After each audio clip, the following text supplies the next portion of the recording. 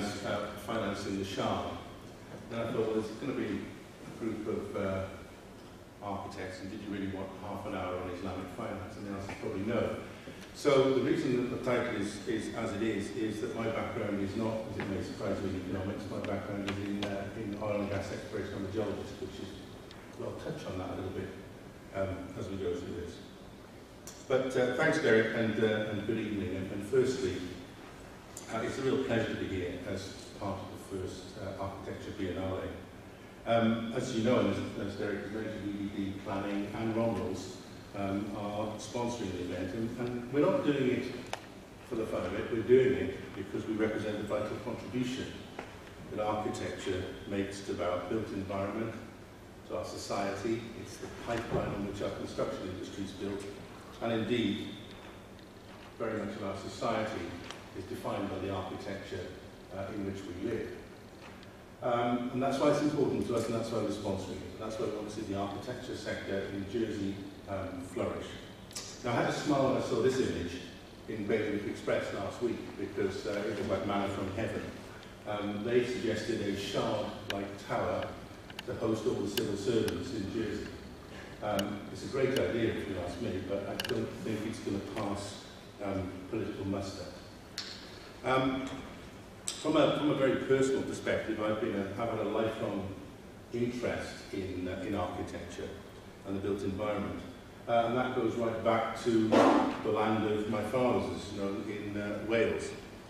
And I've seen the impact that stunning architecture can have on the community, the environment, and the economy, for that matter. This picture is the Sail Bridge in Swansea. It's part of an SA1 development, and stick with me.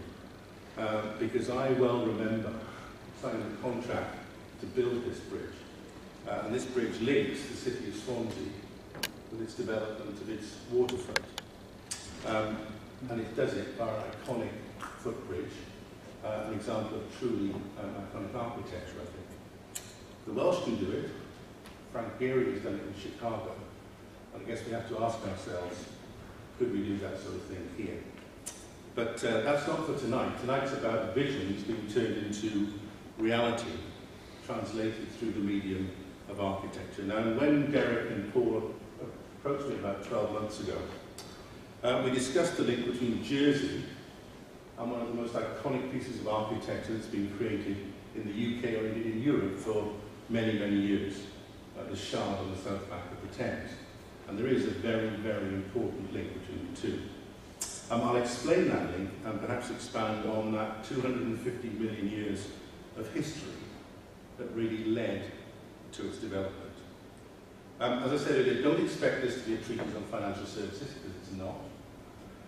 If you don't, then you may be disappointed if that's what you think you're going to get.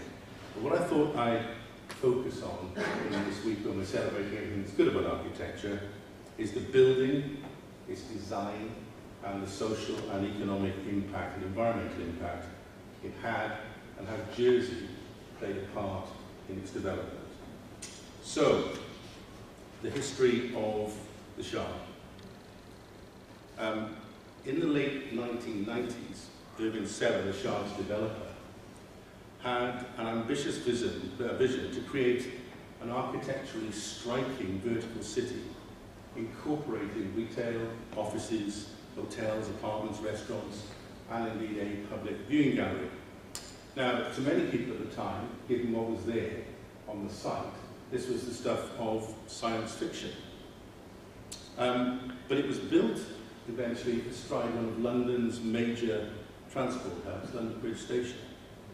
Seller acquired Southwark Towers, then the headquarters of PwC, in 1998. And in what seemed at the time like a real stroke of luck, the UK government, shortly after, began encouraging high-density development close to transport hubs. Now, you've got to ask yourself, was Seller as a developer lucky to have done that at the time? Well, maybe he was. But I think, as Gary Player once said about golf, the harder I practice, then the luckier I get. And he put himself in the right place at the right time. Now, spurred on by government intervention, he set about trying to create a world-class building that would capture the imagination, not just of the UK, but of people around the world. Now, his very first move was to identify a world-class talent to realise that vision. So naturally, he did what I think all property developers did. He organised a lunch. And he organised a lunch not as we would, but he organised a lunch in Berlin with Renzo Piano. All didn't go well though. Over the starter, when Seller was describing what he wanted to do, Renzo's initial reaction was at best far from encouraging. He said, I hate tall buildings. They're arrogant, aggressive, they're like fortresses. Well, over the main course, and I guess a couple of bottles of wine, Seller waxed lyrical about the energy of the railway lines and the beauty of the Thames, and that started Renzo Piano thinking. And remember, these two guys were sitting in a restaurant talking about a vision for a site that had previously been developed 30, 40 years earlier.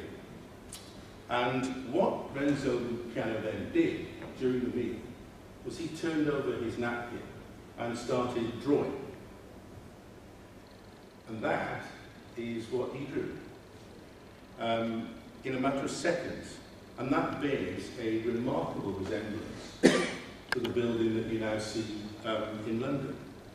Now, having seen that, Seller then told Piano that if he would sign it and sign up to doing the architecture, then Seller would make sure it was built. And that napkin still exists. It's framed in the building. It says, to Irving from Renzo, May 2000, Berlin. And that Shard journey was indeed underway.